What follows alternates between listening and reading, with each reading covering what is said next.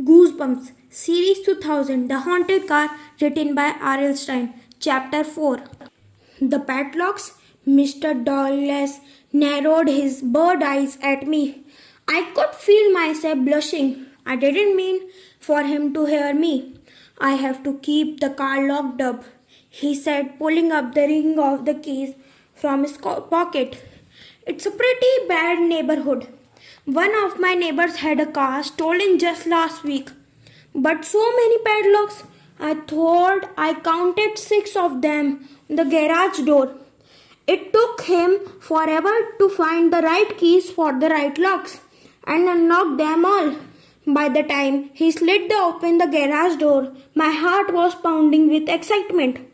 As the door moved up, sunlight rolled over the car, the chrome bumper, round like a gold, reflected in the sun. The curved trunk shimmered, silvery, in spreading light. Wow! I exclaimed. Even from behind, the car was incredible. It has sports car designing, Mr. Douglas said, watching my reaction. But it seats 4. There are 4 in my family, I declared. The padlock key jammed my Mr. Dablow's hand. He slid them back into the overalls pocket.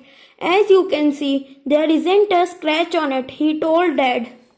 And it has a little less than 10,000 miles. It's hardly been driven. It's incredible, I exclaimed. Dad frowned at me. Easy, Mitchell, he warned. Dad and I circled the car. I ran my hand over the smooth fenders. The car was all blue with white leather interior. Its double low to ground and looked as if it was speeding at 90 miles per hour. Even standing still, it reminded me a lot of a new Corvette. It had the same sleek design, except it had a back seat. Whoa, I exclaimed, again peering in at all the dials and controls. Dad chuckled. I think Mitchell approves, he told Mr. Douglas. Mr. Douglas slapped a hand back through his string hair. His small mouth remained set in a tight O. He didn't smile. His eyes stayed on the car. Dad stepped out of garage. Is there anything wrong with it? He asked Mr. Douglas. Why do you want to sell it? Wrong with it? Mr. Douglas tilted his head, his eyes thoughtful. No, nothing wrong with it. I have no use for it. That's all. He turned away. I saw his hands tremble from just a second. He quickly shoved them into his overall pockets. Dad squatted down and explained the tires like new. He murmured. He ran his hands over the silvery wheel cover. Want to take a test drive? Mr. Douglas offered. Yes, I cried. Dad frowned at me again. He turned to Mr. Douglas. Yes, why don't you show us how it drives? Oh no, Mr. Douglas declared. He took a step back. Why does he look frightened? I wondered. He cleared his throat and began fumbling once again in his pockets. No, I mean, it would be better if you took the car out yourself. He pulled the car keys out and shoved them at my dad. I saw that his hand was shaking. Okay, I will stay here.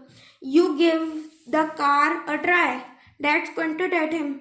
You sure you don't want to come along and show it off for us? Mr. Douglas pushed the keys into the dad's hand.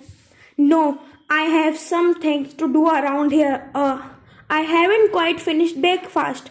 Oh, I'm really sorry, Dad replied. We didn't mean to interrupt. Take the car for a spin. Go ahead, Mr. Douglas insisted. Just back in a straight out of the garage. I will wait here. When you return, we can talk about the price. I know you are going to want it. It's a wonderful car. He turned and hurried to his house, taking long strides. Then I watched him until he disappeared inside. Weird, I muttered. I opened the passenger door and lowered myself onto the soft leather seat. Feels so good. Dad slid behind the wheel. He adjusted the seat, then the mirror. Why the man looked so frightened? I asked. Dad shrugged. Beats me. He pulled the seat belt over his shoulder. I don't know what his car problem is, but okay, fine. We will check out the car without him. What could happen? He slid the key into the ignition and turned it on.